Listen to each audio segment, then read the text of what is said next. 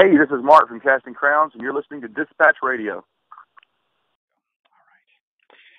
Well, it's a real treat for me, folks. I'm a huge fan, and we have so much, or hundreds of films, a music career, and a great column on Breitbart that we've talked about on more than one occasion. We have a great actor with us and performer with a lot to talk about, Robert Davi. How are you, sir? I'm well, Brendan. How are you doing? Oh, I am so blessed. And, sir, I tell you, what just an incredible body of work. Just so blessed being able to dive into a music career, to pay homage to Frank Sinatra. I know is just an icon and just someone who's touched your life so much. And then, of course, to be able to have a strong political voice. I mean, you're doing all these things. You're going to work in a nap, my friend. Oh, I get to nap and take care of things and raise my kids. I got 5 kids, so I get to mix it up all over the place. But, Sinatra was, I did my first film with Sinatra, and he was a quite outspoken individual and first guy to come out against anti-Semitism and racial bigotry, actually. Sure. Yeah, I mean, he wouldn't perform where anybody was. If they didn't allow blacks, he wasn't going to perform there, right? Yeah, if brother wasn't allowed, he ain't going, you know what I mean? Right. So he had and he was way ahead of the curve on a lot of that stuff, and he would have been right there today. He would have been, I think, a guy that, because he had conservative, he was big Democrat in the beginning because his mom was, of course, but he was very, very, instrumental with the Democratic Party. And Davi seeing Sinatra on the road to romance was just an incredible piece. Just totally praised by icons like Quincy Jones, for instance. But it's just such a great sort of just bringing Blue Eyes back, just bringing him back in such a powerful way. And as you approach that, I mean, how do you kind of balance that? The humility and the responsibility and the pressure. That's got to be a pretty mammoth kind of project to go into. Well, I'm paying tribute to him. I'm not trying to impersonate him, as you read, what Quincy Jones said, or the multitude of people that have seen me around the world, from Australia to Latvia to Sweden to Budapest to Italy. I mean, wherever I performed, I have my own personage, so to speak, and what I'm just reminding them of is the Great American Songbook, which is the Shakespeare of America. It's that golden age of American music, which is the amalgam of the American experience. It comes from the struggle of the black jazz and jump blues artists. You've got the Irish, Scottish, Norwegian, French, English, American Indian, Lebanese, people that have been in the country since the Revolutionary War.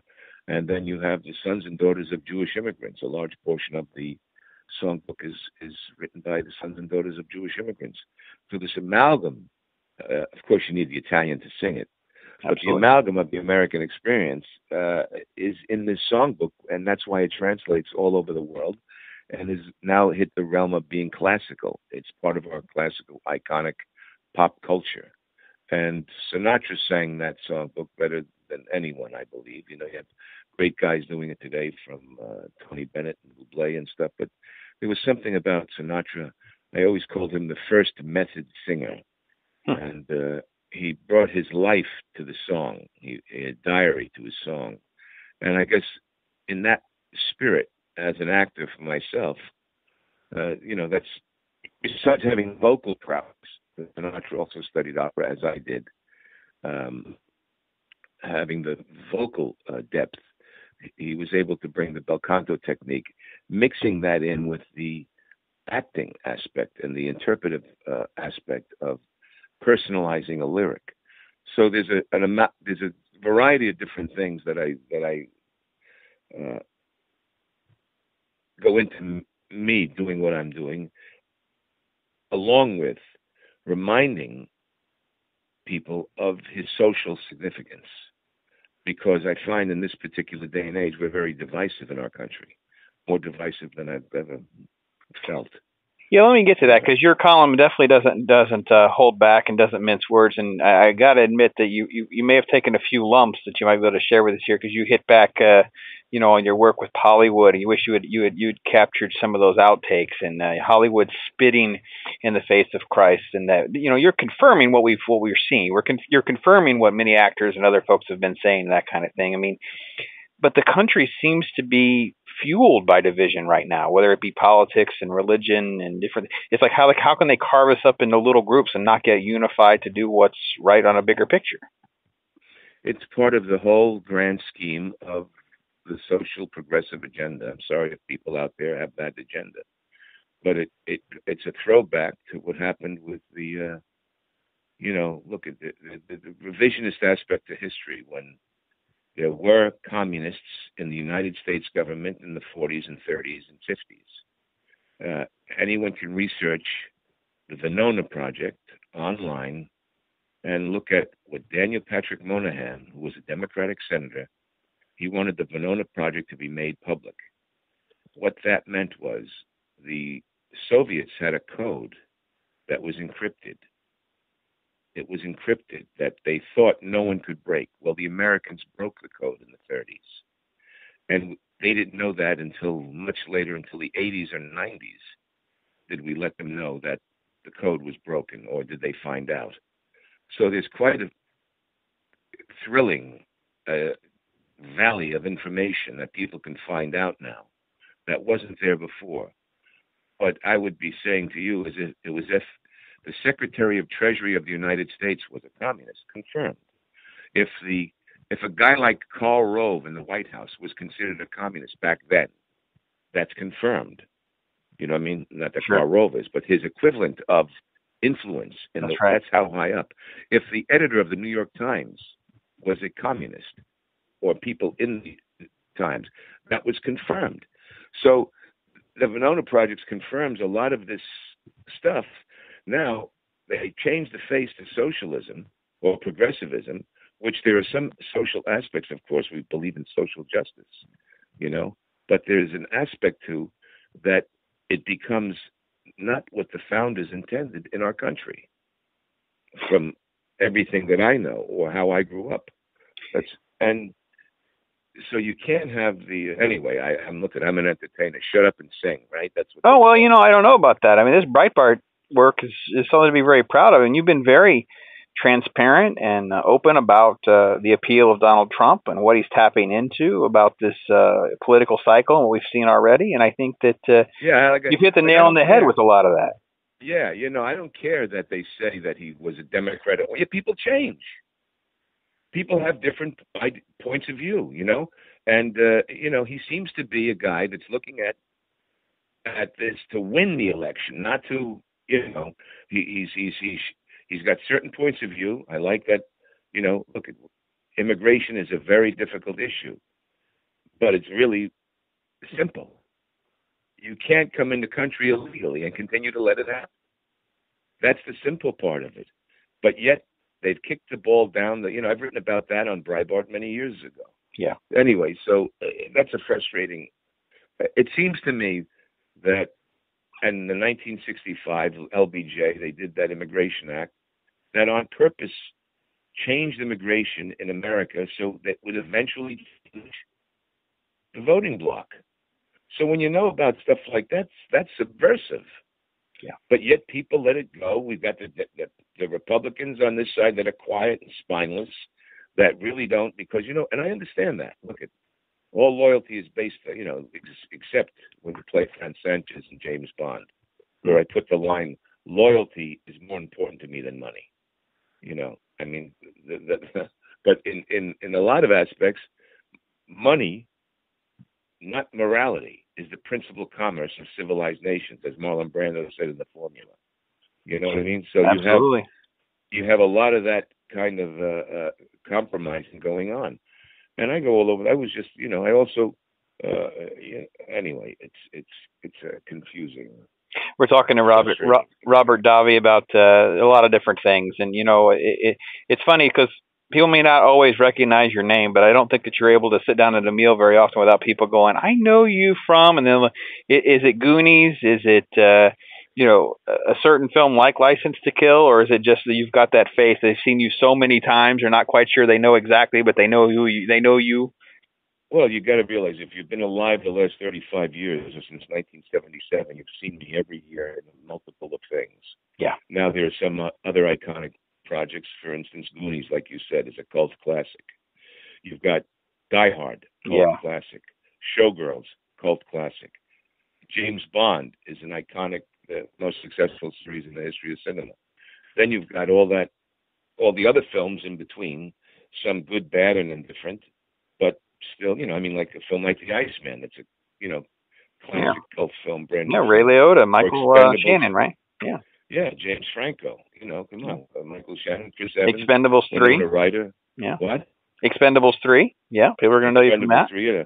So it's not, so there's a continued, Club Life I just did with Jerry Ferrara and Danny A. and it's a terrific cast. It's Awaken with Vinnie Jones and Kill the Irishman with Ray Stevenson and Chris Walken and Paul Sorvino. But anyway, see, there's a ton of stuff. And then I did a TV series called Profiler. I was the lead guy for 4.5 years. So people know somewhere. That's right. That's not who, my real passion is the music and the singing. Well, it's definitely offered you a lot of great opportunities here recently. Obviously, the Capital Force project, the United Nations opportunity, those kinds of things. I mean, is it almost like nerve-wracking to get to that level and have that sort of opportunity? That's just so big. It's always what I wanted, I think. You know what I mean? It kind of like was something that I wanted to, get a message of American exceptionalism or the idea of this great American songbook and bring that to the world. And, I was chosen I was the guest artist on The Voice of Italy, in Italy.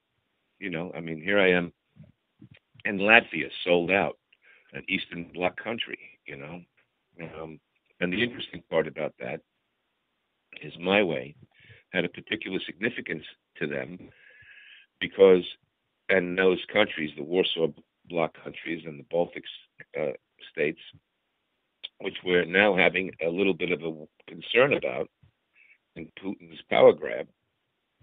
And, Putin's a powerful leader. I did a film in Moscow 3 years ago, or 2 years. Yeah, I think it was 3 or 2 years ago. And, it's a very interesting time for Russia.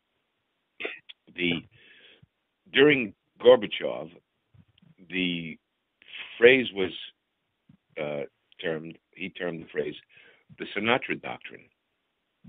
And that came about because of the song My Way and those states wanting independence, having them go their own way.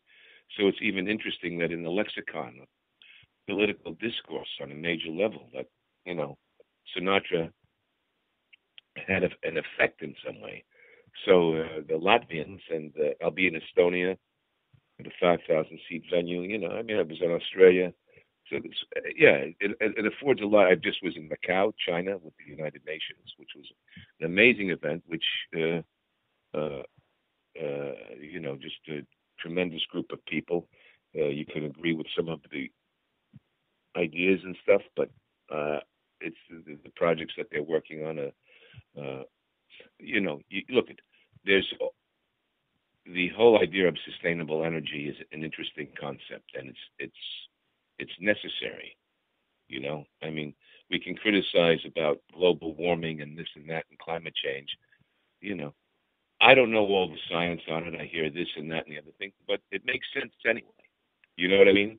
Irrespective of anything, whether or not it's 100% scientific or not scientific or cyclical, it makes sense to be aware of something, as long as it's not, again, a politically motivated issue to gain another socialist agenda.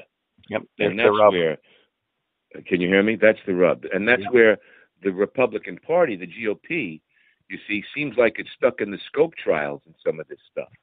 Because they don't, all of a sudden they're painted into a corner. And at the same time, the left does this on purpose. You know what I mean? Yeah. You have in your education at the youngest level an environmental consciousness that's put into the textbooks. Nickelodeon has Earth Day. So this is, the children of today are weaned on caring about the planet. Now, at the same time, I've always said, why don't Why doesn't Nickelodeon have Memorial Day all day long, where kids understand what the sacrifices that our military gave? So there's our leadership on both sides take an issue and run with that issue instead of merging the best of what needs to be done, and mixing it all up together. I think your love of history is definitely coming out here, and I don't want to lose out on an opportunity to ask you about the film. I have you listed as being attached to the Reagan biopic with David Henry and John Voight as I think you're playing Brezhnev. Can you speak to that, or how that's coming along, or where we're going to be able to see that in production? Yeah, well, they're gearing up. They'll be making some nice, wonderful. They'll be making some nice, wonderful announcements pretty soon. That's great.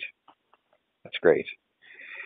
And I mentioned, you sound like such a student of history and in current times and those kinds of things. How do you sort of kind of balance that out, and do you think that the many Hollywood celebrities, they're just disconnected, that they just deal with sort of these emotional passings and that kind of thing, and they don't dig in like you obviously have? It's a perplexing statement. They're intelligent people, yeah, and well-meaning people and sensitive people. I think it's a ideology that has been partly mass consciousness, and it depends on who you talk to, because you get the same hard line, on all of it. It's just very it's confusing to me. You know what I mean? Yeah, absolutely. And obviously, you mentioned your passion in the music and this incredible time right now for you in your career. You're going to be able to carve out some time to do some more recording, some more work. Oh yeah, we're working on the next album. Absolutely. Okay. And hopefully that soon will be. I have more than half of it done.